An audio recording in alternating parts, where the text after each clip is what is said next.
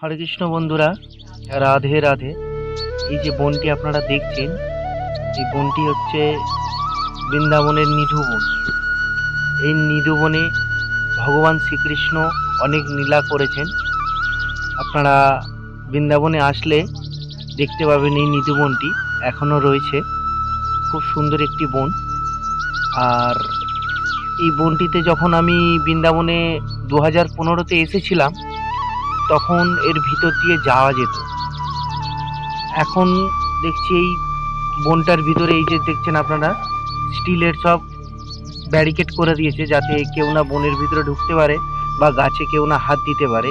সেই কারণে যাই হোক, আপনারা বৃন্দাবনে আসলে অবশ্যই নিধু বনটা দেখে যাবেন, খুব ভালো লাগবে আপনাদের। আর শ্রীকৃষ্ণের অনেকই লীলা এখানে হয়েছে, আপনারা সব জানতে পারবেন। আর এই যে দেখছেন এই কুয়াটা, এর ভিতরে একটি কুয়া করা আছে। যাই হোক, আমরা খুব এসে আনন্দ পেলাম। আপনারাও সকলে আসুন, আনন্দ উপভোগ করুন এবং নিজেদের মানব জীবনকে ধন্য করবেন। আপনারা এতক্ষণ দর্শন করলেন নিধুবন।